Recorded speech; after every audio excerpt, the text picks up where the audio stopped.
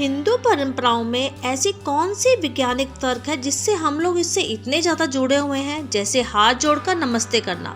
जब हम किसी मिलते हैं तो हाथ जोड़कर नमस्ते और नमस्कार करते हैं, यानी कि इसका वैज्ञानिक तर्क भी है। जब सभी उंगलियों के शीर्ष एक दूसरे के संपर्क में आती है और उन पर दबाव पड़ता है, एक्यूप्रेशर के कारण उसका सीधा असर हमारी आँखों, कानों और दिमाग पर होता है, ताकि सामने वाले व्यक्ति को हम लंबे समय तक याद रख सकें। दूसरी बात, हाथ मिलाने की बजाय अगर हम नमस्ते करते हैं तो सामने वाले के शरीर के कीटाणु हम तक नहीं पहुंच पाते। अगर सामने वाले को स्वाइन फ्लू है तो ये वायरस हम तक नहीं पहुंचता। पीपल की पूजा। सब लोग सोचते हैं कि पीपल की पूजा करने से भूत प्रेत भागते हैं, पर इसका वैज्ञानिक तर्क ये है कि इसलिए इसकी पूजा की जाती है ताकि इस पेड़ के प्रति लोगों का सम्मान बढ़े और उसे काटे नहीं। पीपल एकमात्र ऐसा पेड़ है जो रात में भी ऑक्सीजन देता है। माथे पर कुमकुम या का तिलक लगाना। महिलाएं एवं पुरुष माथे पर कुमकुम का तिलक लगाते हैं। इसका वैज्ञानिक तर्क तो बहुत ही अच्छा है। आंखों के बीच में माथे तक एक नस जाती है। कुमकुम या तिलक लगाने से उस जगह की ऊर्जा बनी रहती है। माथे पर तिलक लगाते वक्त जब अंगूठी या उंगली से प्रेशर पड़ता है तब चेहरे की त्वचा को रक्त सप्लाई करने वाली मांसपेशी सक्रिय होती है। इससे चेहरे की कोशिकाएं अच्छी तरह से कोशिकाओं में रक्त पहुंचता है। भोजन की शुरुआत तीखे से और अंत मीठे से क्यों? जब कोई धार्मिक या पारिवारिक अनुष्ठान होता है तो भोजन की शुरुआत करते हैं तीखे से और हम अंत करते हैं उसका मीठे से। इसका भी वैज्ञानिक तर्क है। तीखा खाने से हमारे पेट के अंदर पाचन तत्व एवं अम्ल सक्रिय होते हैं। इससे पाचन तंत्र ठीक तरह से संचालित होता है। अंत में मीठा खाने से अम्ल की तीव्रता कम होती है और पेट में जलन नहीं होती। कान छिदवाने की परंपरा क्यों है? भारत में लगभग सभी धर्मों में कान छिदवाने की परंपरा है। वैज्ञानिक तर्क मानते हैं कि इससे सोचने की शक्ति बढ़ती है, जबकि डॉक्टरों को मानना है इससे बोली अच्छी होती है और कानों से होकर दिमाग तक जाने वाली नस का रक्त संचार नियंत्रित रहता है। जमीन पर बैठकर भोजन करना क्यों अच्छा है? क्योंकि जब हम पालती मारकर बैठते हैं तो एक प्रकार का ये योग आसन है। इस पोजीशन में बैठने से मस्तिष्क शांत रहता है। भोजन करते वक्त दिमाग शांत हो तो पाचन क्रिया अच्छी होती है। इस पोजीशन में बैठते ही खुद व खुद दिमाग से एक सिग्नल पेट तक जाता है कि वह भोजन के लिए तैयार है। दक्षिण की तरफ सिर करके सोना। दक्षिण की तरफ कोई पैर करके सोता है तो लोग कहते हैं बुरे सपने आएंगे, भूत प्रेत का साया आएगा, इसलिए उत्तर की ओर पैर करके सोएं। पर जब हम उत्तर की ओर सिर करते हैं तब हमारा शरीर पृथ्वी की चुंबकीय तरंगों से सीध में आ जाता है। शरीर में मौजूद आयरन यानी लोहा दिमाग की ओर संचारित होता है, इसलिए अल्जाइमर, पार्किंसन या दिमाग संबंधी बीमारी होने का खतरा है। यही नहीं, हमारा रक्तचाप भी बढ़ता है। सूर्य नमस्कार। हिंदुओं में सुबह उठकर सूर्य को जल चढ़ाते हुए नमस्कार करने की भी परंपरा है और इसका वैज्ञानिक तर्क है कि पानी के बीच से आने वाले सूर्य की किरणें जब आंखों तक पहुंचती है तब हमारी आंखों की रोशनी अच्छी होती है। हिंदू धर्म में ऋषि मुनि सिर पर चुटिया रखते थे, आज भी लोग रखते हैं। इसका वैज्ञानिक तर्क है कि जिस जगह पर चुटिया रखी जाती है उस जगह पर दिमाग की सारी नसें आकर मिलती हैं। इससे दिमाग स्थिर रहता है और इंसान को क्रोध नहीं आता। सोचने की क्षमता भी बढ़ती है। हमारे यहाँ व्रत को बहुत मान्यता है। कोई भी पूजा पाठ या त्योहार होता है लोग व्रत रखते हैं। आयुर्वेद के अनुसार व्रत करने से पाचन क्रिया अच्छी होती है। फलाहार लेने से शरीर का डिटॉक्सिफिकेशन होता है, यानी उसमें से खराब तत्व बाहर निकलते हैं। एक शोध के अनुसार व्रत करने से कैंसर का खतरा कम होता है। हृदय संबंधी रोगों, मधुमेह आदि रोग भी जल्दी नहीं लगते। चरण स्पर्श करना, यानी हिंदू मान्यता में जब हम किसी बड़े से मिलते हैं तो हम चरण स्पर्श करते हैं।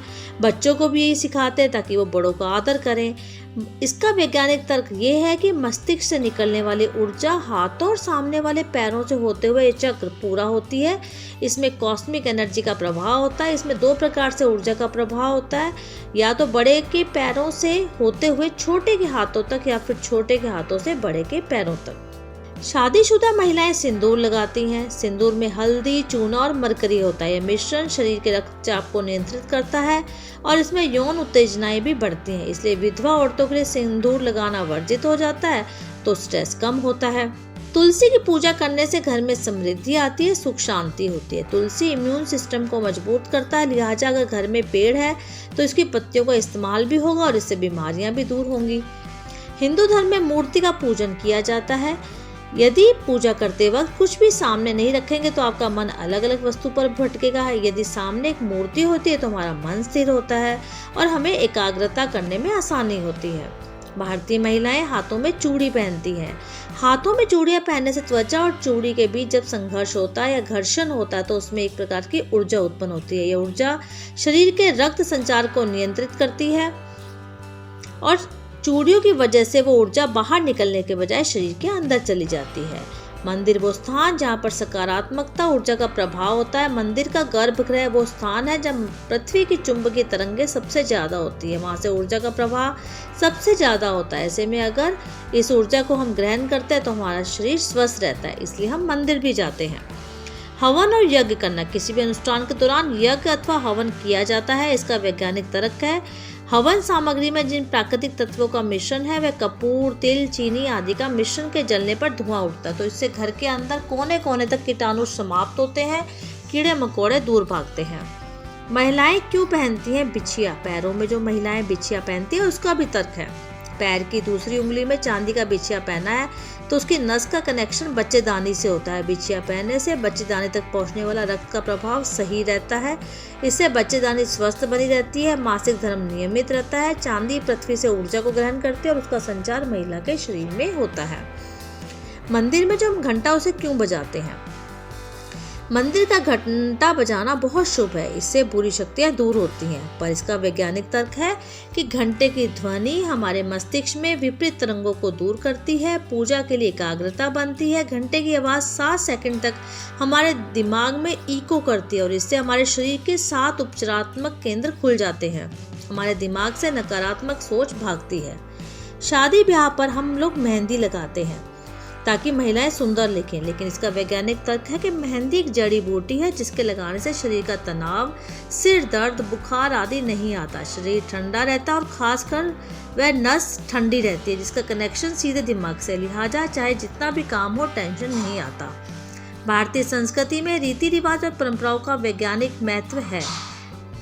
सूर्य ग्रहण के समय घर से बाहर न निकलने की परंपरा के पीछे वैज्ञानिक तथ्य भी छिपा हुआ है। सूर्य ग्रहण के समय सूर्य से बहुत ही हानिकारक किरणें निकलती हैं जो हमारे नुकसान पहुंचाती हैं। इसलिए कहा जाता है कि सूर्योदय से पहले उठना चाहिए और सूरज की किरणों में भरपूर विटामिन डी होता है और ब्रह्म मुहूर्त में उठने से हम दिनों दिन तरोताजा महसूस करते हैं और आलस हमारे पास तक नहीं फटकता।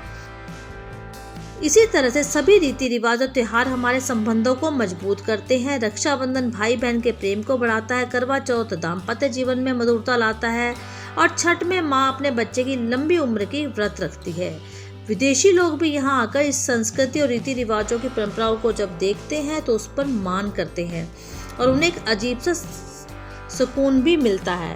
भारतीय संस्कृति में माता पिता और गुरु के पैर छूने की परंपरा है। माता पिता और बड़ों के अभिवादन करने से मनुष्य की 4 चीजें बढ़ती हैं: आयु, विद्या, यश और बल। तो ये परंपराएं हैं जिस पर हमें अवश्य ही मान होना ही चाहिए।